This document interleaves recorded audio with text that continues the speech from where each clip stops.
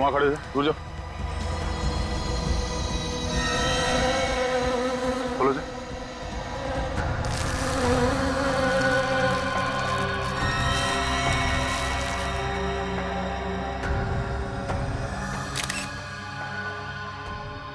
Body के टुकड़े तो बिल्कुल वैसे ही हैं जैसे हमें उस पार्क में मिले थे। हाँ सर, इस लाश की हालत बिल्कुल वैसी है जैसे पहले की है। और सर बाकी का शरीर भी गायब है। खूनी ने लाश के टुकड़े को बड़ी सफाई के साथ इस प्लास्टिक की थैली में डाल के यहाँ पे कचरे के डब्बे में फेंक दिया। लेकिन सर कोई खूनी ऐसा क्यों करेगा? मैं भी वही सोच रहा हूँ। सर कहीं इन दोनों का खूनी कोई एक इंसान तो नहीं है? हो सकता है निखिल, मैं इस तरह से लाश को काट के फेंकने का क्या मतलब हो सकता है? इसके पीछे कोई ना कोई वजह तो होगी। एक मिनट जरा हाथ हटा। इसका चेहरा देखो जरा ध्यान से।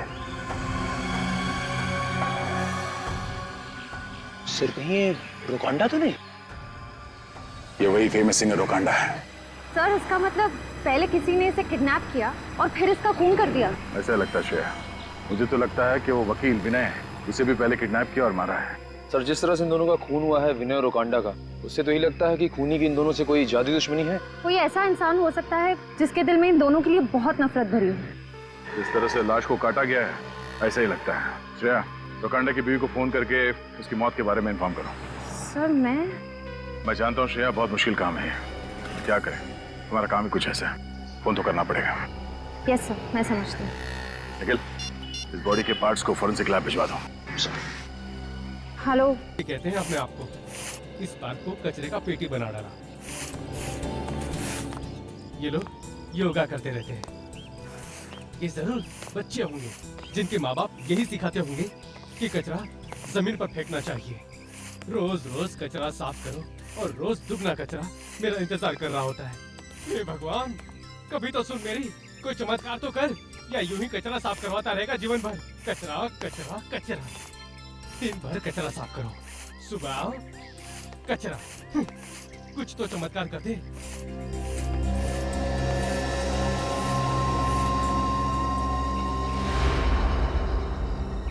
ये क्या चमक रहा है? चेन। अरे बाप रे, ये तो सोने का लगता है। ये यहाँ आया कैसे? लगता है किसी के हाथ से गिर गया। आसपास कोई नहीं है। बेटा गंगाधर, आज किस्मत ने तुझे मौका दिया है। ये सोने का चैन पुरस्कार दिया है, ले ले इसे। गंगाधर, भगवान ने आखिर तेरी सुनी ली। अरे ये क्या हाथ? इंसान का हाथ। इधर, यहाँ। कहीं डेड बॉडी तो नहीं यहाँ पे? सीआईडी को बुलाना पड़ेगा जल्दी।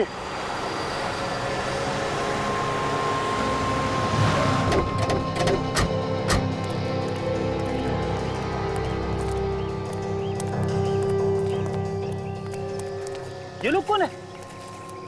हटो, चलो हटो, चले हटो।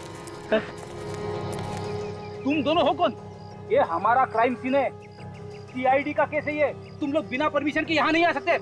न जाने कितने सारी एविडेंस खराब कर दिए होंगे। अरे सब रेडी, चुप हो जाओ।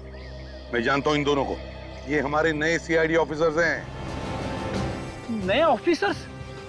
हाँ, नए ऑफिसर्स। इंस्पेक्टर विनीत और ये है इंस्पेक्टर श्रेया। ये दोनों पहले मुंबई क्राइम ब्रांच में थे। ये नए इंस्पेक्टर आए, आपने बताया नहीं सर? सचिन, कल शाम को ही पता चला। तुम लोगों को बताने के लिए मेरे पास वक्त ही नहीं था।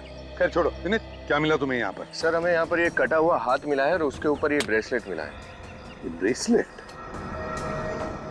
काम की चीज है। ये ब्रेसलेट अच्छी तरह से साफ करो। संभाल के।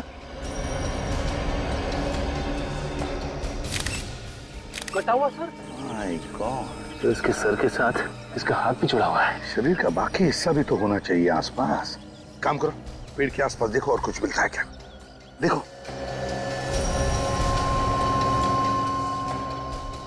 सर कितनी बेरहमी से काटा है सर और हाथ को। और सर ऐसा कोई क्यों करेगा? यहाँ इस हालत में किसी की लाश को दफनाने का क्या मतलब है? सिर्फ सिर और हाथ। पार्क तो ऐसी जगह है जहाँ पे काफी सारे लोग आते जाते रहते हैं। सचिन, विवेक, एक काम करो, पार्क में आसपास अच्छी तरह से देखो कुछ मिलता है क्या।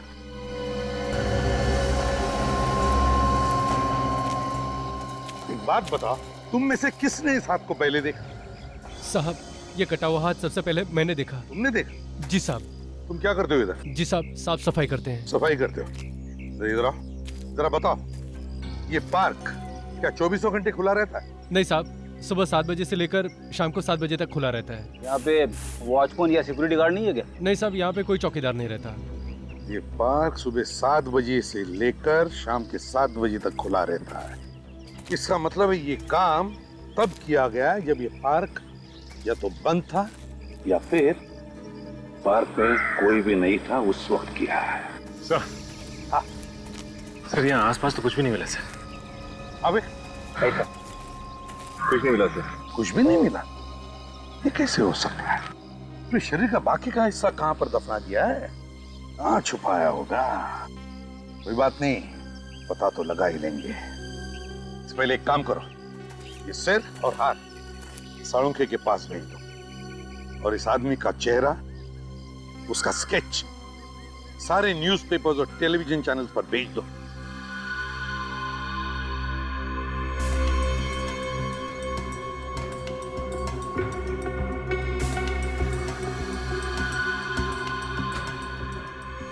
माय गॉड, ये क्या है?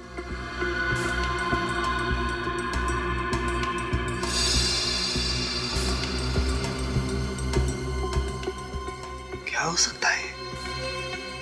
तारिका, मुझे तो एक कोई कागज का टुकड़ा दिखाई देता है। साफ करके देखते हैं क्या है। डॉक्टर साहब, ये आपके हाथ में क्या है? दया, ये मेरे हाथ में कागज का टुकड़ा है। कागज का टुकड़ा मिला कहाँ से आपको?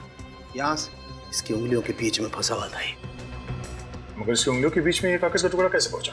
या मुझे लगता है इस आदमी ने कोई कागज को अपने हाथ में छुपाने की कोशिश की होगी और ये कागज का टुकड़ा इसकी उंगलियों के बीच में फंस गया। लेकिन डॉक्टर साहब, ऐसा क्या है इस कागज के टुकड़े में? अरे भाई, तो चेक करने जा रहा था। क्या आप लोग आ गए? साफ करके देख लीजिए ना, पता चल जाएगा। देखते हैं।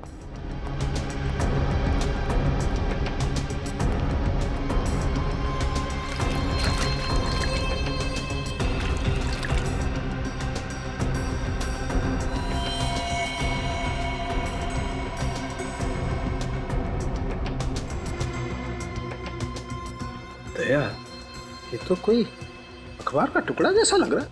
बहुत ही पुराना अखबार का टुकड़ा सर। इसमें फोटो जैसा कुछ है, कोई घटना या दुर्घटना की फोटो है। राइट राइट, यस सर, ये चौक लाइन से लगता है कि ये कोई हादसे की तस्वीर है। मगर सर, उसने ये फोटो छुपाया क्यों? कोई तो कारण होगा। इस आदमी के बॉडी के पार्ट्स हमें मिले हैं, हो सकता है उसका इस हादसे से कोई ना कोई संबंध हो। ये क्या? ये, हाँ सर, डेट जैसा कुछ है। हाँ मतलब ये अखबार करीब 14-15 साल पुराना है। एग्जैक्टली। सर, हाँ, यहाँ पर कुछ है। क्या है? क्या है? ये देखिए, इसके जीप के अंदर एक नंबर छपा हुआ है। देखिए, जीप के अंदर नंबर। नंबर 3? सर, जीप पे नंबर 3 छापने का क्या मतलब है? ये केस तो कुछ ज्यादा ही उलझा हुआ है। पहले इस आदमी की उंगलियों के बीच में 14-15 साल पुराने अखबार की कटिंग, जिसमें एक हादसे की फोटो है, और अभी जीप में नंबर। इस आदमी का किसी न किसी जुर्म के साथ कोई ना कोई कनेक्शन जरूर है।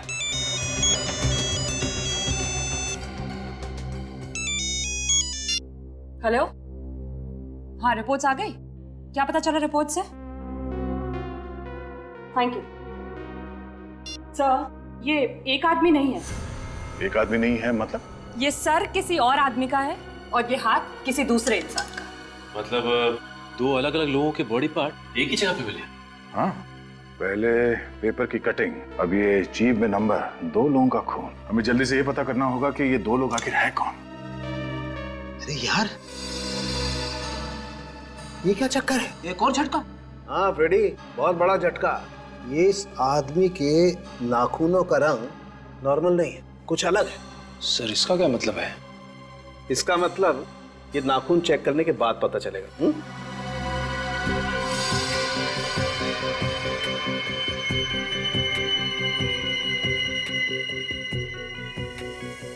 इसे साफ करके चेक करते हैं।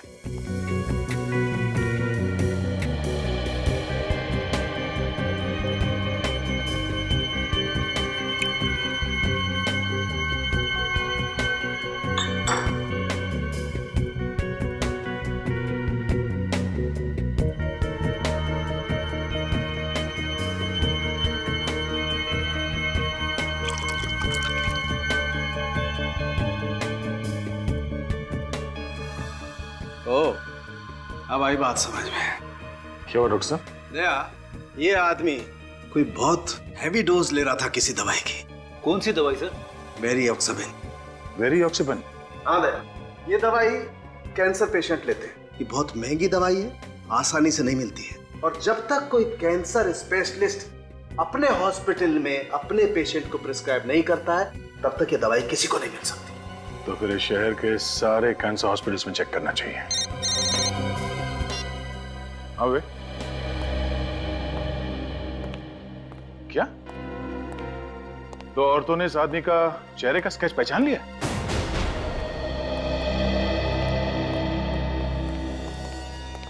सर, विनय जी की वाइफ ने ना, और उनकी सेक्रेटरी आन्या। सॉरी, ये जो कुछ भी हुआ, क्या आप बता सकते हैं नैना जी, ये सब हुआ कैसे? कल शाम को सब्जियां लेने मार्केट गए थे, वापस नहीं आए। पता नहीं ये कैसे हो गया। मुझे ये भी पता नहीं कि उनके साथ ये किसने किया, क्यों किया। मुझे अब भी यकीन नहीं होता कि मेरे पति विनय अब नहीं रहे। जब वो घर वापस नहीं आ रहे थे तो आपने कोशिश नहीं की उन्हें कांटेक्ट करने की? मैंने उनको हर 2 मिनट के बाद फोन करने की कोशिश की, लेकिन उनका फोन बंद आ रहा था। ये विनय करते क्या थे? सर, वो लॉयर थे। वकील थे? जी सर। तो क्या आप दोनों बता सकती हैं कि किसने किया होगा? ये किसी पर शक है आपको? सर, ऐसा तो कोई याद नहीं। विनय सर बहुत ही नेक और शरीफ इंसान थे। वो लॉयर थे, पता नहीं किसी केस के सिलसिले में किसी के साथ कोई दुश्मनी हो तो पिछले कुछ दिनों में आपसे उन्होंने कुछ बताया, या फिर आपने महसूस किया हो कि वो किसी केस को लेकर परेशान हो? मेरे पति विनय कोई भी केस के बारे में मुझसे कोई डिस्कशन नहीं करते थे। अभिजीत, समझ में नहीं आता कौन खून कर सकता है विनय का। बड़ी अजीब बात है ये। सर, जिस बेरहमी से विनय का खून हुआ है, ऐसा लगता है कि खूनी के दिल में विनय के लिए काफी जहर भरा था, काफी नफरत करता था वो। वही लगता है। सर, सालुंके साहब को ब्रेसलेट पर कुछ मिला है। अच्छा, क्या मिला है? ब्रेसलेट का लोगो। ब्रेसलेट का लोगो? अभिजीत, ये देखो, ऐसा कुछ वी जैसा लिखा हुआ है। वी जैसा ही कुछ है। विक, कंप्यूटर में चेक करो, देखो ऐसा लोगो किस ज्वेलर का है। Yes sir. हाँ अभिजीत,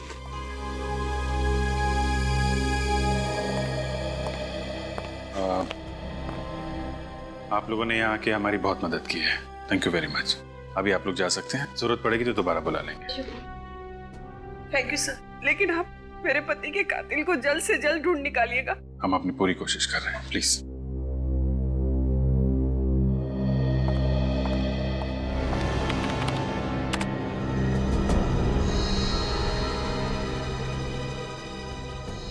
मिल गया सर, वरदान ज्वेलर्स। ये वही दुकान है जो अपनी सारी ज्वेलरी पे इसी तरह का लोगो इस्तेमाल करते हैं। कहाँ पर है ये Vardan jeweller? Sir, Pendra west. Pendra west, Vardan jewellers. Abhijit, इस वरदान ज्वेलर्स से पता चल जाएगा कि ब्रेसलेट खरीदा किसने था। बहन की शादी को 1 हफ्ता रह गया सर।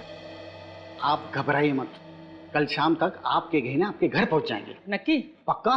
मैं खुद आ जाऊं? नहीं, आप बस कल शाम तक गहने भिजवा दीजिए। ये सब अब मेरी जिम्मेदारी है। आप इत्मीनान से घर जाकर सो जाइए। ठीक है, नमस्ते। नमस्ते।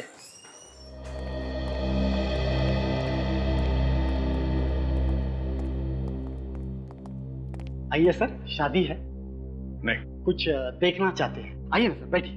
आराम ने जरा कस्टमर को देखना। नहीं, हम दिखाते हैं आपको कुछ। आप लोग कुछ दिखाना चाहते हैं? घबराइए मत, हम लोग सीआईडी से हैं। कुछ प्रूफ है? सीआईडी की? हाँ। ये ब्रेसलेट देखिए, ये आपकी दुकान का है? ठीक कहा आपने, ये मेरे दुकान से ही बना हुआ है। कहाँ मिला आपको? एक हाथ पे था ये। ब्रेसलेट तो हम हाथ के ऊपर ही पहनते हैं ना। हाथ कटा हुआ था। किसका हाथ था सर? यही पता करने के लिए हम लोग यहाँ पर आए हैं। क्या बता सकते हैं कि ये ब्रेसलेट किसने खरीदा था आपके यहाँ से? ऐसे ब्रेसलेट बहुत कम लोग बनवाते हैं, शायद 4 से 5 पीसेस ही बनवाए थे हमने। सर, फिर तो बहुत आसानी से पता चल जाएगा कि ये 4-5 ब्रेसलेट्स किस किसने बनवाए थे। ये सही कहा मैडम ने। बता सकते हैं? मैं अभी दिखाता हूँ सर। श्रेया, इन सबके नाम और फोन नंबर्स नोट कर लो। जी।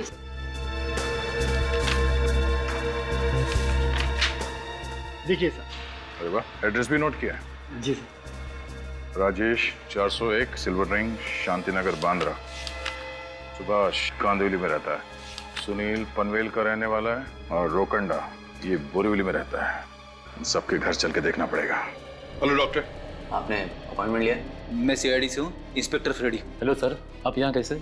मुझे आपकी मदद चाहिए थी। मैं आपकी क्या मदद कर सकता हूँ? डॉक्टर साहब, आपके हॉस्पिटल में वेरियोक्साबेन नाम की दवाई यूज की जाती है या नहीं? नो सर, ऐसी कोई दवाई यहाँ इस्तेमाल नहीं होती। ये बहुत ही रेयर दवाई है। Thank you. सर ये ब्रेसलेट काफी महंगा है, इसे खरीदने वाले चारों भी बहुत अमीर होंगे। हाँ श्रेया, ये बात तो है, पर इन चारों में से ये ब्रेसलेट पहना किसने? राजेश, सुभाष, सुनील या रोकंडा? ये तो वहाँ घर पे जाने के बाद ही पता चलेगा। तुम्हारा रोना धोना सुनने के लिए मैं सीआईडी में नहीं हूँ फ्रेडी। काम खत्म करो और इसी वक्त केयर हॉस्पिटल में आ जाओ, इसी वक्त। Excuse me ma'am. यस, मुझे आपके हॉस्पिटल के किसी कैंसर स्पेशलिस्ट से मिलना है। आपने अपॉइंटमेंट ली थी? जी नहीं। सर आपका नाम? एसीपी प्रद्युमन, सीआईडी से। ओह, सीआईडी से। आप लोगों को तो तकलीफ होते रहती होगी। मैम प्लीज जरा डॉक्टर साहब को बुलाइए, मुझे जरूरी काम है। डॉक्टर चंद्रा बस आते ही होंगे। ओके। लो आ गए। हाँ जी, हाँ ठीक है, ओके। अविनीत, क्या पता चला वेरियोक्साबेन के बारे में? चलो ठीक है, कोई बात नहीं, तुम इसी वक्त आ जाओ केयर हॉस्पिटल में। ओके। एक मिनट, पहले आप मुझे ये बताइए कि ये दवा आप किस तरह से ले रही हैं? पहला डोज सुबह नाश्ते के बाद, दूसरी दोपहर को क्यों, जबकि मैंने लिख कर दिया था कि आपको शाम को लेना है। मैम आपको मालूम है आपके नाक से और दिमाग से खून आ सकता है। आप अभी और इसी वक्त हॉस्पिटल में आके मुझसे मिलिए। ये पेशेंट है ना? डॉक्टर चंद्रा। यस। मैं एसीपी प्रद्युमन, सीआईडी से। क्या हुआ? एक दवाई है वेरियोक्साबेन नाम की, क्या आपने उसके बारे में कुछ सुना है? वेरियोक्साबेन? जी बिल्कुल सुना है, और मैं अपने पेशेंट को दे भी रहा हूँ। आप ये दवाई अपने पेशेंट्स को दे रहे हैं? जी। तो मैं सही जगह पर आ गया। बता सकते हैं कितने पेशेंट्स को दे रहे हैं आप? अब तक यही कोई लगभग 3 पेशेंट्स को दिए। 3 पेशेंट्स को? जी हाँ। आप रेडी? देखो डॉक्टर साहब 3 पेशेंट्स के नाम देंगे, वो लिख लेना। अब बोलिए। पहले है वैभव, ये सांता क्रूज के रहने वाले हैं। वैभव। दूसरे हैं अरुण, ये अंधेरी में रहते हैं। अंधेरी। और तीसरे हैं रोकांडा, ये बोरीवली से हैं। रोकंडा? जी। Thank you very much doctor. It's my pleasure. Sir वैसे हुआ क्या है? खून का मामला है। खून का मामला है? जी। देखिए सर, अगर इस मामले में किसी तरह की मदद की जरूरत हो तो प्लीज मुझे याद कर लीजिएगा। Thank you very much sir. Amina, देखो इन 3 पेशेंट्स के नाम मिले जो लोग ये दवाई ले रहे हैं। इन तीनों पेशेंट्स की जानकारी दया और बाकी लोगों को देना। विनीत का फोन। हाँ विनीत। सर, हमें यहाँ से 3 पेशेंट्स के नाम मिले हैं। क्या हॉस्पिटल से 3 नाम मिले? जी सर। अच्छा, जो ब्रेसलेट हमें लाश के हाथ पर से मिला, वैसे ब्रेसलेट 4 लोगों ने खरीदे हैं। 4? हाँ, 4 लोगों ने। उनके नाम है राजेश, सुभाष, सुनील और रोकंडा। रोकांडा? हाँ, रोकंडा। ये नाम तो हमारी लिस्ट में भी है सर। हाँ? Yes sir. ओह ठीक है, हम उसके घर जाते हैं। Okay sir. Okay okay. ये रोकंडा कहाँ रहता है? बोरीवली में सर। बोरीवली में। ये रोकंडा वही फेमस सिंगर तो नहीं जिसके शोज होते रहते हैं? लगता तो वही सर। सर अगर ये वही फेमस सिंगर है और वो कटा हुआ हाथ उसी का है तो मीडिया में तो वो कटा हुआ हाथ रोकंडा का है या नहीं, या फिर उसने ये ब्रेसलेट किसी को गिफ्ट दिया है, ये तो बेल बजाने के बाद ही पता चलेगा।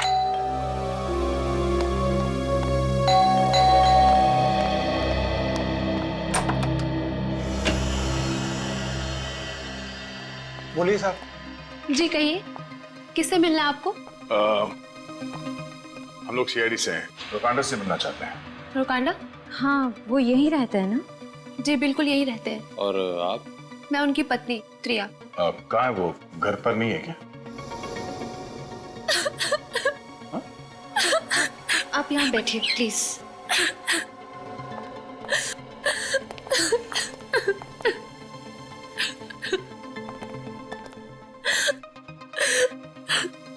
आप रो क्यों रही हैं? रोकांडा कहाँ है? उनका कल से कोई अता पता नहीं है। बता के नहीं गया कि कहाँ जा रहे हैं? नहीं सर। आखिरी बार कब देखा था आपने उन्हें? कल, और आज उनका शो भी था।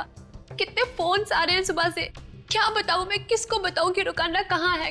इनफैक्ट उनका फोन भी बंद आ रहा है। मुझे बहुत घबराहट हो रही है सर। प्लीज शांत हो जाइए। कैसे शांत हो जाऊं सर? आज सुबह मैंने पुलिस स्टेशन में मिसिंग रिपोर्ट भी लिखवाई थी। मिसिंग रिपोर्ट भी लिखवाई आपने?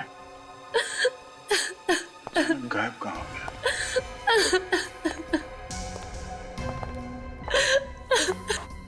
ये ब्रेसलेट सर ये तो हाँ, वही ब्रेसलेट है इसका मतलब वो कटा हुआ हाथ रोकंडा का था। शायद। आप लोग क्या बातें कर रहे हैं? कहीं कुछ गड़बड़ तो नहीं है ना? नहीं। अच्छा आप ये बताइए कि रोकांडा को कैंसर की बीमारी है? हाँ, पर आप लोगों को?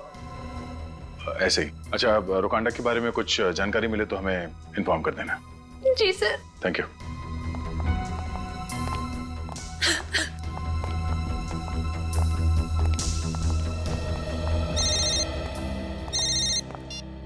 हेलो। हाँ क्या? कहाँ पे? पनवेल के हाईवे पे और भी बॉडी पार्ट्स मिले?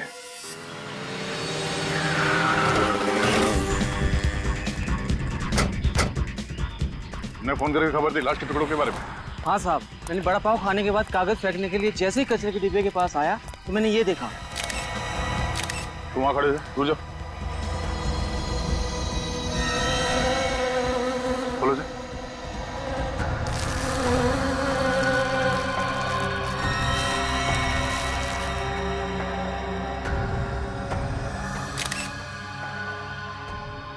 बॉडी के टुकड़े तो बिल्कुल वैसे ही हैं जैसे हमें उस पार्क में मिले थे। हाँ सर, इस लाश की हालत बिल्कुल वैसी है जैसे पहले की है। और सर बाकी का शरीर भी गायब है। खूनी ने लाश के टुकड़े को बड़ी सफाई के साथ इस प्लास्टिक की थैली में डाल के यहाँ पे कचरे के डब्बे में फेंक दिया। लेकिन सर कोई खूनी ऐसा क्यों करेगा? मैं भी वही सोच रहा हूँ। सर कहीं इन दोनों का खूनी कोई एक इंसान तो नहीं है? हो सकता है निखिल, मैं इस तरह से लाश को काट के फेंकने का क्या मतलब हो सकता है? इसके पीछे कोई ना कोई वजह तो होगी। एक मिनट जरा हाथ हटा। इसका चेहरा देखो जरा ध्यान से। सर कहीं ये रोकांडा तो नहीं? ये वही फेमस सिंगर रोकांडा है। सर इसका मतलब पहले किसी ने इसे किडनैप किया और फिर इसका खून कर दिया। ऐसा लगता है श्रेया। मुझे तो लगता है कि वो वकील विनय उसे भी पहले किडनैप किया और मारा है। सर जिस तरह से इन दोनों का खून हुआ है विनय और रोकांडा का, उससे तो यही लगता है कि खूनी की इन दोनों से कोई जादुई दुश्मनी है। कोई ऐसा इंसान हो सकता है जिसके दिल में इन दोनों के लिए बहुत नफरत भरी हो। जिस तरह से लाश को काटा गया है ऐसा ही लगता है। श्रेया, रोकांडा की बीवी को फोन करके उसकी मौत के बारे में इन्फॉर्म करो। सर मैं जानता हूँ श्रेया, बहुत मुश्किल काम है। क्या करें, तुम्हारा काम ही कुछ ऐसा है। फोन तो करना पड़ेगा।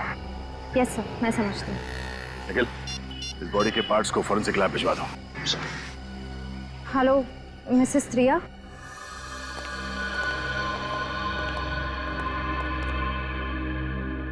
क्या हुआ साळुंखे? इतना परेशान क्यों दिख रहा है तू? बॉस बात ही ऐसी है, तुम्हें पता लगेगा ना, तुम्हारी भी यही हालत होने वाली है। ऐसे क्या बात पता चल गई साळुंखे साहब? बात ये है कि ये सर जो आप पिछली बार लेकर के आए थे वो इस हाथ से मैच करता है जो आप अभी लेकर के आए।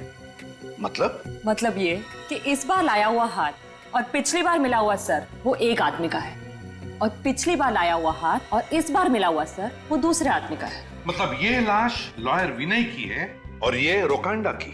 बिल्कुल। मतलब खूनी ने दोनों लाशों को काटा, उनके अंगों की अदला बदली की, फिर अलग अलग जगह पे छुपा दिया। ये चल क्या रहा है खूनी के दिमाग में सर? हाँ सर, कोई खूनी ऐसा क्यों करेगा? लगता है पूरा पागल है सर, कोई साइकोपैथ है। कोई न कोई वजह तो है विवेक, कोई न कोई वजह तो है जो खूनी ऐसे कर रहा है। सर ऐसी क्या वजह हो सकती है ये सब करने की? यही तो पता लगाना है सचिन की ये खूनी ऐसे वैश्यपन पर क्यों उतर आया। एक बात और बॉस। क्या?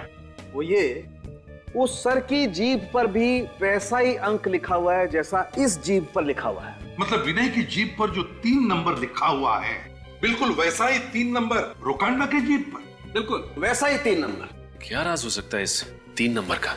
सर हो सकता है कातिल हमें कुछ दिखाना चाहता हो, इसलिए उसने इन लाशों की जीभ पर ये नंबर लिख दिए। हाँ, दिखाना तो चाहता है जरूर ये खूनी हमें। और फिर ये नंबर 3, इस नंबर 3 का कोई ना कोई तो कनेक्शन जरूर है विनय और रोकांडा के बीच में।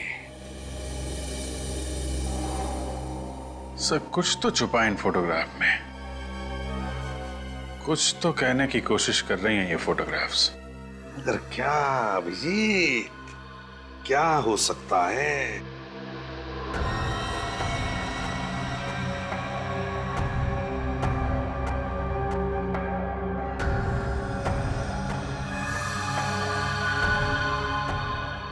अभिजीत, बॉडी पार्ट्स को देखो, किसी खास तरीके से रखे गए हैं। कुछ समझ में आ रहा है?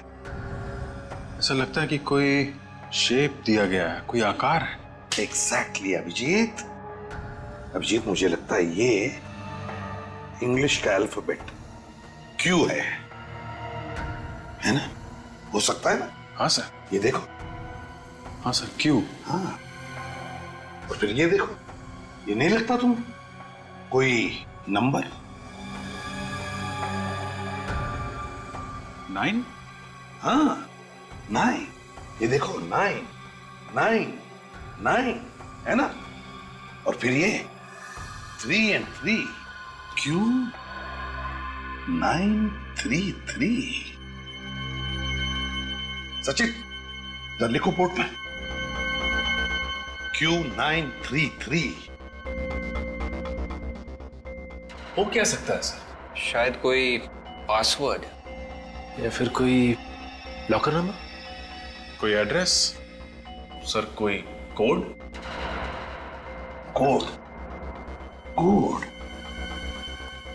अभिजीत, उस क्राइम सीन पर रोकांडा के हाथ में ये कागज का टुकड़ा मिला था।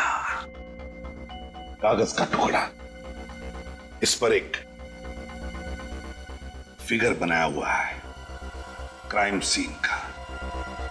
तो कहीं ऐसा तो नहीं कि ये कोड नंबर Q933 इस क्राइम सीन से जुड़ा है? क्या हो सकता है ये नंबर? क्राइम? सर कहीं केस नंबर तो नहीं? हाँ, केस ही हो सकता है। विवेक, चेक करो हमारे रिकॉर्ड में, केस नंबर Q933 है क्या? सर।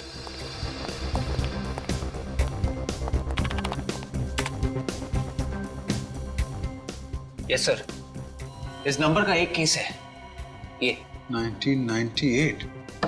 14 साल पुराना केस है। हाँ सर, इस केस में मुजरिम चंदू को 14 साल की सजा हुई थी सर, मर्डर के जुर्म में। चलो, और कुछ ही दिनों पहले वो जेल से छूटा। किसका केस सब? सर ये केस कोई विनय हैंडल कर रहा था सर, लॉयर विनय। विनय? सर कहीं ये लॉयर विनय वही तो नहीं जिसकी हमें लाश मिली? हो सकता है। और डिटेल्स देखो। Yes sir. सर इस केस में एक ही विटनेस था सर, सिंगर रोकांडा। रोकांडा? रोकांडा और विनय? मतलब से ये दोनों लाशें रोकांडा और विनय की इसी केस से जुड़ी हुई है, केस नंबर Q933। हाँ, फिर देखो विवेक, इन्वेस्टिगेटिंग ऑफिसर कौन था? सर कोई इंस्पेक्टर प्रकाश। प्रकाश? क्यों सर, आप प्रकाश को जानते हैं क्या? बिल्कुल जानता हूँ, कॉलेज के दिनों से जानता हूँ, पुराना दोस्त है मेरा वो। सर तो फिर तो उनसे सारी डिटेल्स मिल जाएंगी इस केस की। हाँ अभिजीत, लेकिन पहले ये चंदू जिस जेल में था वहां से उसकी पूरी जानकारी निकालनी चाहिए। तब तक मैं इस इंस्पेक्टर प्रकाश से जाकर मिलता हूं। Excuse me. जी कहिए। हम लोग सीआईडी से, हमें एक कैदी के बारे में कुछ जानकारी चाहिए। सर बैठिए ना। नहीं, ठीक है। जी बताइए, किसके बारे में आप लोग जानना चाहते हैं? चंदू। चंदू जो खून के जुर्म में यहाँ बंद था? हाँ वही। अब उसके बारे में हमें कुछ बता सकते हैं? वो किसी का खून करके यहाँ आया था और इस केस में ये साबित हुआ था कि उसने पैसों के लिए किसी का खून किया था और उसने 13 साल की सजा भी काटी थी। 13 साल? जी हाँ, और अभी 2-4 महीने पहले वो जेल से छूट के गया। अच्छा, उसकी सजा पूरी हुई थी या पहले ही छूट गया? नहीं, उसे 14 साल की सजा हुई थी, लेकिन उसके अच्छे बर्ताव को देखते हुए सरकार ने उसकी 1 साल की सजा माफ कर दी। अच्छा, सजा काटने के बाद अब कहाँ मिलेगा, कुछ अंदाजा है आपको? नहीं सर, हमारे रिकॉर्ड में उसका कोई पता नहीं है। अच्छा, कोई ऐसी जगह जानते हो जहाँ वो अक्सर पुलिस से छिपने के लिए इस्तेमाल करता था? नहीं सर, हमें उसके बारे में ज्यादा जानकारी नहीं है। पिछले 13 साल में जब वो जेल में था तो उसे कोई ना कोई तो मिलने आता था ना? सर आप विश्वास नहीं करेंगे, पिछले 13 सालों में ऐसा कोई आदमी हमने नहीं देखा जो उससे मिलने आया था, और इस बात से जेल में सभी हैरान थे। पिछले 13 साल में उससे मिलने के लिए जेल में कोई भी नहीं है? हाँ सर, सच है। और ना तो उसका कोई रिश्तेदार, ना दोस्त, ना कोई यार, कोई नहीं था सर। ये तो बहुत ही अजीब बात है। बल्कि पुलिस ने जब उसे पकड़ा तब भी वो अकेला ही था। अच्छा, उसका घर कहाँ है, कुछ एड्रेस है आपके पास? अभी तक हमको उसके बारे में कुछ पता नहीं चला। इसका मतलब चंदू के आगे पीछे कोई नहीं था। लेकिन सर ऐसा कैसे हो सकता है? कोई भी इंसान इतना अकेला कैसे हो सकता है? कोई तो होगा जो उससे बातें करता होगा। अच्छा, जेल में चंदू का बर्ताव कैसा था? वो कैदियों से बात करता था या किसी से बात करता हो? सर कुछ खास नहीं, अकेला ही बैठा रहता था, अपनी दुनिया में वो खोया रहता था। किसी से ज्यादा बात ही नहीं करता था सिवाय एक आदमी के। कौन? सर राजू चाय वाला। अक्सर वो हमारी जेल में चाय देने आया करता है। चाय वाला राजू? जी हाँ सर, सिर्फ उसी से बात करता था। कहाँ मिलेगा ये चाय वाला? सर आप आगे निकलिए और दाहिने मुड़िए और सीधे चलते जाना, उसका ठेला आगे दिख जाएगा। Thank you. Thank you sir. Raju चाय वाले के साथ बैठ के चाय पीते हैं। कितने सालों बाद आ रहा हूं मैं प्रकाश से मिलने के लिए। फिर भी सर, इतने वक्त बाद पुराने दोस्त से मिलने की बात ही अलग है। हाँ वो तो है। अरे एसीपी अंकल आप लोग आइए ना अंदर। आयुष, कितने बड़े हो गए तुम, हैं? पापा कहाँ है? वो क्या हुआ?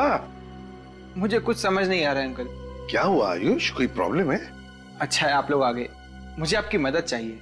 क्या हुआ? प्रकाश सर ठीक तो है ना? पापा आज सुबह से कहीं चले गए हैं और मेरा फोन भी नहीं उठा रहे हैं। तो ऑफिस में फोन करते उनके? मैंने ऑफिस में फोन किया था पर पापा आज ऑफिस पहुंचे ही नहीं है। हो सकता है वो किसी बाहर के काम की वजह से ऑफिस ना गए हो या फिर बिजी हो। नहीं, पापा चाहे जितना भी बिजी हो मेरा फोन जरूर लेते हैं, और अगर फोन नहीं उठा सकते तो मैसेज जरूर करते हैं। आज तो कोई जवाब ही नहीं दे रहे हैं। मुझे बहुत चिंता हो रही है अंकल, प्लीज पापा को ढूंढिए ना अंकल। आयुष बिल्कुल घबराओ मत। अरे तुम्हारे पापा एक दिलेर और जाबाज ऑफिसर है, समझे? आयुष एक बात बताओ, क्या पापा ने कभी तुम्हारे साथ किसी पुराने केस के बारे में कभी बात की थी? मेरा मतलब है case number Q933। Case number Q933 के बारे में तो मालूम नहीं, लेकिन पापा किसी पुराने केस को लेकर चिंतित जरूर थे। पुराने केस को लेकर? किसकी केस? कौन सी केस? वो किसी चंदू नाम के आदमी का केस था। चंदू? चंदू की केस? यही तो केस है, केस नंबर Q933। ये केस तो 14-15 साल पुरानी केस है और 10 साल पहले पूरी भी हो गई थी। फिर इस केस को लेकर प्रकाश। पापा का फोन चालू है? जी अंकल। इधर लगाओ। अंकल बेल जा रही है पर कोई उठा नहीं रहा है। हाँ बेल तो जा रही है, कोई उठा नहीं रहा है। फ्रेडी काम करो, प्रकाश का सेल फोन ट्रैक करो, देखो इस वक्त कहां पर है और कहां जाता है। Yes sir. ये लो बेटा। और सुनो, बिल्कुल घबराना नहीं, तुम्हारे पापा को हम कुछ नहीं होने देंगे, बिल्कुल घबराओ मत। और एक बात, अगर तुम्हें कुछ भी पता चले, कुछ भी पापा के बारे में या इस केस के बारे में, तो मुझे तुरंत फोन कर देना।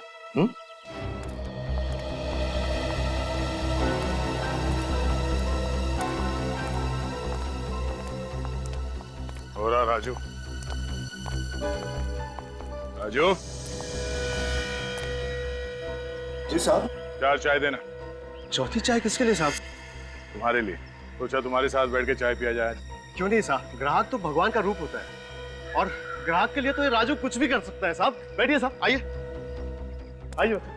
और एक कैदी के लिए भी राजू कुछ भी कर सकता है ना? मैं कुछ समझा नहीं साहब। नहीं समझा? अभी समझाते हैं, निकल।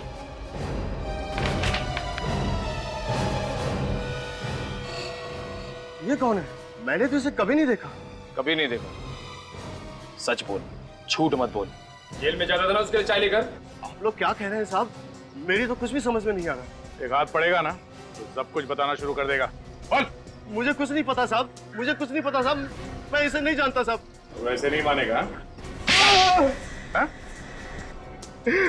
क्या था? धुन हटी? हाँ साहब, धुन हट गई साहब। मैं बताता हूँ, ये साहब, ये चंदू है साहब। सिर्फ इतना ही याद आया या कुछ और भी बताना चाहता है तू? मैं इसे जेल में चाय देने जाया करता था, इसे मेरी चाय बहुत पसंद थी साहब। बस इतना ही? हमने तो सुना है कि तुम्हारी और चंदू की बहुत अच्छी दोस्ती थी।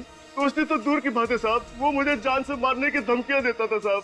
एक दिन मौका पाकर साहब उसने मुझे दबोच लिया और मुझे कुछ चिट्ठियां दी और उसने मुझे कहा कि इन चिट्ठियों को पोस्ट कर दे और मुझे धमकी दी कि अगर मैंने उसका कहना नहीं माना या किसी और को इस बारे में बताया तो वो जेल के बाहर अपने पार्टनर के हाथों मुझे मरवा देगा। और तुम मान गए? और मैं क्या करता मैडम, मैं एक मामूली चाय वाला और वो एक खूनी। डर तो लगता ही था। किस तरह की चिट्ठियां भिजवाता था वो तुमसे? ये तो मालूम नहीं साहब, डर के मारे मैंने वो चिट्ठियां कभी खोली ही नहीं। मगर साहब हर 5-6 महीने में वो अपने गांव मंगल नगर के लिए एक चिट्ठी जरूर पोस्ट करवाता था। मंगल नगर? मतलब उसका परिवार मंगल नगर में रहता है? और हाँ साहब, उसने जो आखिरी चिट्ठी पोस्ट करने के लिए दी थी वो कुछ दिनों बाद वापस आ गई थी साहब। वापस आ गई? क्यों? पता नहीं साहब, मैंने तो उसे पोस्ट कर दिया था लेकिन वो वापस आ गई। इस बात को मैंने चंदू को भी डर के मारे नहीं बताया साहब। क्या वो चिट्ठी अभी भी तुम्हारे पास है? जी। दिखाओ जरा। दिखाता हूँ साहब।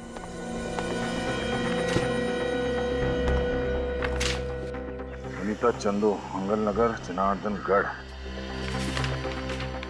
प्यारी अनीता, कैसी हो? आशा करता हूँ कि वहाँ सब कुछ कुशल मंगल है। मेरी प्यारी शीला बिटिया कैसी है? ख्याल रखना उसका, बहुत याद आती है उसकी। बस कुछ और दिन इंतजार कर लो, फिर मैं जल्दी ही तुम लोगों के पास आ जाऊंगा। तब तक अपना और मेरी प्यारी बिटिया शीला का ध्यान रखना। तुम्हारा चंदू, चिट्ठी से लगता है कि ये चंदू अपने परिवार वालों को बहुत याद करता है, खास करके अपनी बेटी शीला को। चिट्ठी से तो ऐसा ही लगता है। मैं चंदू की बीवी और उसकी बेटी से मिलना चाहिए।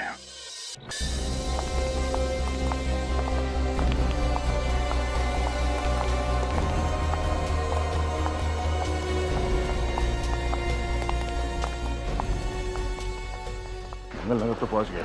ये पता करना होगा कि चंदू के परिवार रहता कहाँ। सर किसी से पूछ लेते हैं। ऐसे छोटे गांव में तो सब एक दूसरे को जानते होंगे। ये आदमी औरत जो घर से बाहर निकले, इनसे पूछो जरा। सुनिए भाई साहब, आप जानते हैं चंदू कौन है? अब चंदू? कौन चंदू? हम किसी चंदू को नहीं जानते। चलो। देखिए, घबराइए मत, हम लोग सीआईडी से हैं। सीआईडी? हम जानते हैं कि चंदू का परिवार इसी गांव में रहता है। सिर्फ यही जानना है कि वो रहता किस घर में है। देखिए साहब, अब हमें किसी मामले में मत घसीटिए। हमने कुछ नहीं किया है, हमने तो बस सुना है कि चंदू एक मुजरिम है और वो अभी जेल में। हाँ साहब, हम पुलिस और कोर्ट कचहरी के चक्कर में नहीं पड़ना चाहते। देखिए, आप लोग बिना बात के परेशान हो रहे हैं। डरने की कोई बात नहीं है, हम लोग यहाँ से पूछताछ करने के लिए आए हैं। आप लोगों को कुछ नहीं होगा, डरिए मत, भरोसा रखिए। सीआईडी आप लोगों की सुरक्षा के लिए, परेशान करने के लिए नहीं। देखिए भाई साहब, बस इतना बता दीजिए कि ये चंदू रहता कहाँ है? रहता है नहीं साहब, रहता था। रहता था? अब तो ना वो यहाँ है ना उसके घर वाले। कहाँ गए वो लोग? ये तो नहीं मालूम। चंदू की बीवी और उसकी बेटी शीला यहाँ रहते थे, लेकिन 6 महीने पहले ही चंदू की बीवी मर गई। बहुत बीमार थी बेचारी।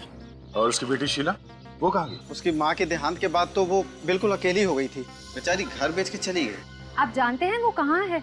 उसका पता, फोन नंबर, कुछ भी? उसके बारे में तो हमें कुछ नहीं पता। बस शीला जाते जाते हमारा आशीर्वाद लेके गई। बहुत अभागन बच्ची थी वो। जिंदगी ने आंसुओं के सिवाय उसे कुछ भी नहीं दिया। शीला दिखती कैसी है? आप लोग के पास कोई तस्वीर है उसकी? हाँ साहब, अपने जन्मदिन पर हमारी बेटी ने एक फोटो ली थी उसकी। क्या हम वो फोटो देख सकते हैं? जी।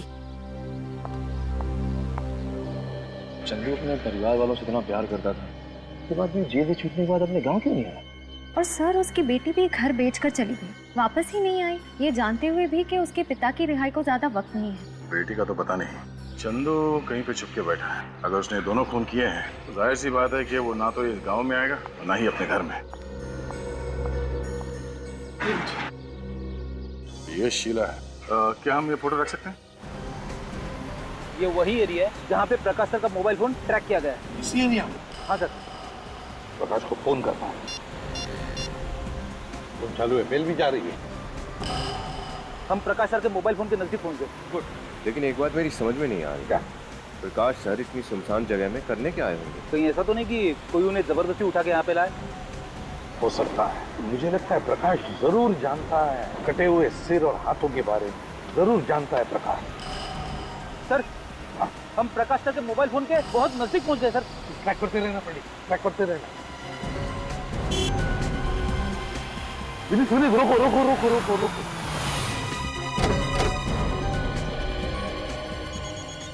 इसी एरिया में कहीं पर फोन की घंटी सुनाई पड़ रही है। आ रही है सुनाई? हाँ सर। हाँ।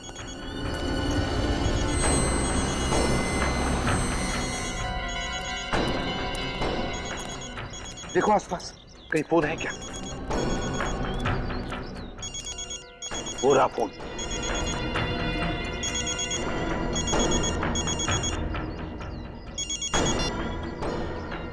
ये तो प्रकाश का ही फोन लगता है। इसका मतलब है प्रकाश यहीं कहीं आसपास ही होना चाहिए। मुझे तो डर लग रहा है सर, कहीं प्रकाश सर के साथ कुछ हो ना गया हो। चुप रहो फ्रेडी, चुप चुप बोलो। अपनी अपनी गन निकालो। प्रकाश की जान को खतरा हो सकता है। पूरा है घर। मुझे लगता है सर कि प्रकाश सर इसी घर के अंदर होंगे। चलकर देखते हैं। जरा सी भी भूल हो गई तो प्रकाश की जान को खतरा हो सकता है।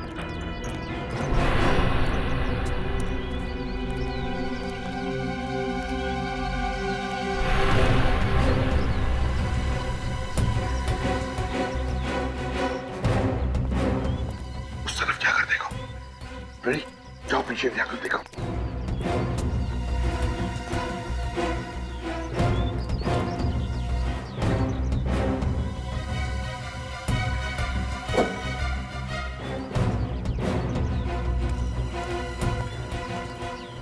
उधर कुछ नहीं दिख रहा है सर। सर, हाँ, बाहर से तो कुछ दिखाई नहीं दे रहा। ठीक है, कोई बात नहीं। घर के अंदर घुस से, मगर सावधानी से। प्रकाश की जान को खतरा है, हो सकता है उसके साथ अंदर कोई हो भी सकता है, हैं?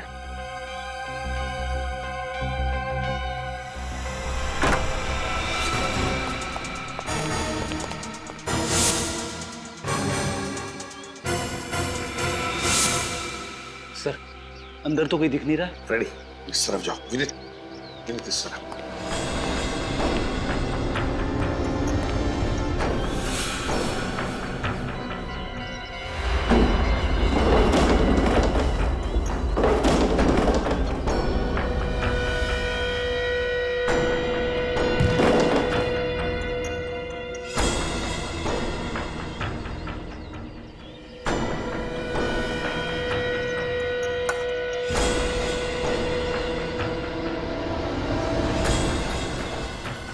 माय गॉड, प्रकाश, मेरी जल्दी से पानी लेकर आओ।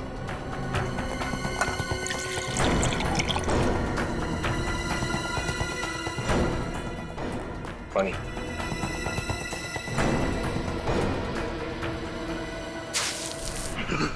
कौन कौन है तुम? कौन हो?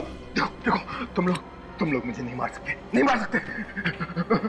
मुझे जाने दो मुझे, जाने दो। मेरी तरफ देखो, देखो मुझे। मैं प्रद्युमन, इसे भी प्रद्युमन, तुम्हारा दोस्त प्रकाश। तुम यहाँ कैसे? बताता हूँ, उठा उसे।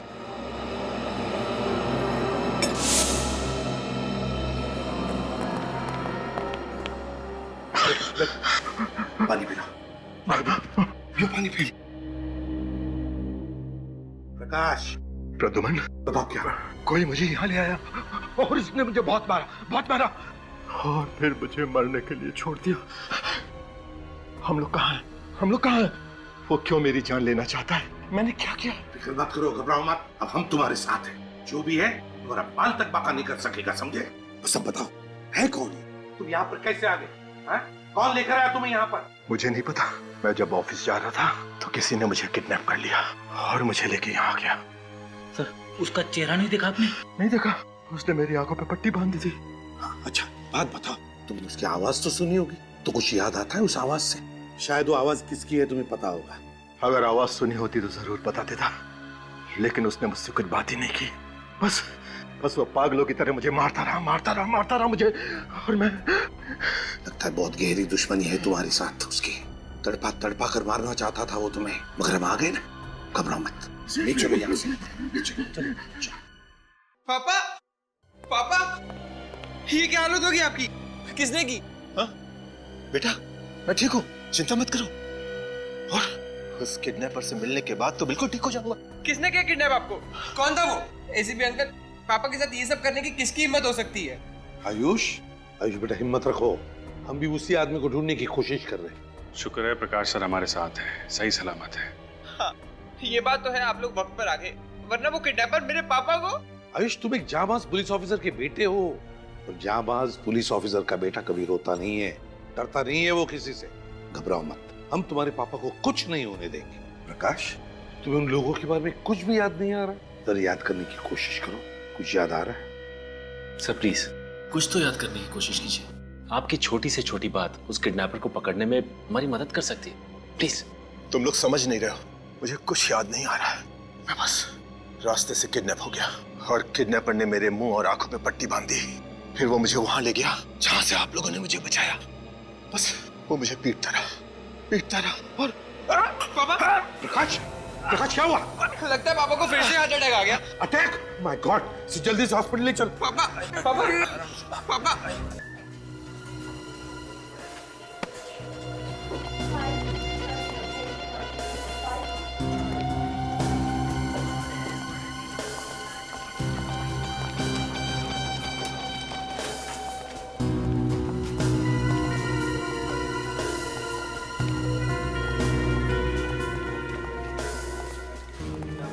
जो भी अंदर जाएगा, फिर वो चाहे हॉस्पिटल का स्टाफ ही क्यों ना हो, नजर रखना अच्छी तरह से।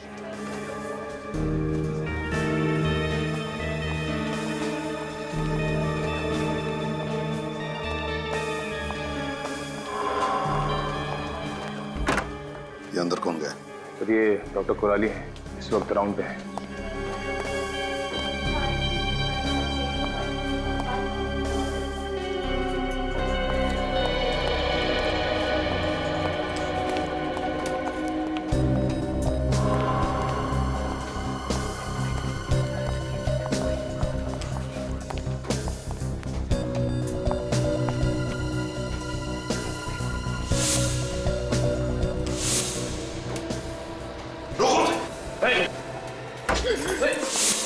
पकड़ो उसे!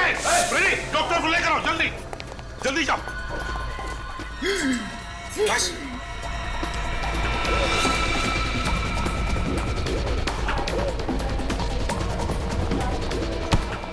रुक जाओ, भागने का कोई रास्ता नहीं है। तो शीला तो तुम हो। किस नाम से बुलाए तुम्हें? आन्या या शीला? हैं? वाह, कितनी सफाई से अपने चेहरे के साथ साथ अपनी पहचान भी बदल ली। मगर अफसोस, चेहरा बदलने के बाद भी सीआईडी से बच नहीं पाई तुम। आप ये मत समझिए कि मैं इसलिए रो रही हूँ कि मुझे अपने किए का अफसोस है, बल्कि मैं इसलिए रो रही हूँ कि मैं प्रकाश की जान नहीं ले पाई। विनय और रोकांडा, उनकी जान लेकर क्या मिला तुम्हें? क्या हासिल किया तुमने? उन्हें क्या हासिल हुआ मेरे बाबा की जिंदगी बर्बाद करके? मेरे बाबा तो निर्दोष थे। 15 साल उन्हें सलाखों के पीछे सजा काटनी पड़ी, और जब वो जेल से बाहर आए तो उनकी मौत हो गई। क्या? जेल से निकलने के बाद तुम्हारे बाबा की मौत हो गई थी? हाँ, मेरे बाबा की मौत हो गई, और मरते मरते उन्होंने मुझे बताया कि उनके साथ नाइंसाफी हुई थी। 15 साल वो मुझसे मिलने के लिए तड़पते रहे। एक अच्छे खासे परिवार को बर्बाद कर दिया उन लोगों ने। बदला तो मुझे लेना ही था, आपकी वजह से मेरा बदला अधूरा रह गया। बदला? सच बताया क्या है? सच ये है कि तुम्हारे बाबा निर्दोष नहीं थे, खूनी थे। वो खूनी, एक मासूम की जान ली उन्होंने। ऐसा नहीं हो सकता, मेरे बाबा निर्दोष थे, खूनी नहीं हो सकते। ऐसा ही हुआ। झूठ बोला तुम्हारे बाबा ने तुमसे कि वो निर्दोष है, और तुम बदला लेने के लिए निकल पड़ी। तुम्हारी बदले की आग ने 2 मासूम लोगों की जानें ली, विनय और रोकांडा की। भूल गई तुम कि बदले की आग में खुद के सिवा और कोई नहीं जलता, और मिलता क्या है? सिर्फ खालीपन और किए कर्मों का बोझ। बहुत गलत किया तुमने शीला, कानून को अपने हाथों में लिया। अफसोस, तुम्हें तो अब फांसी ही होगी।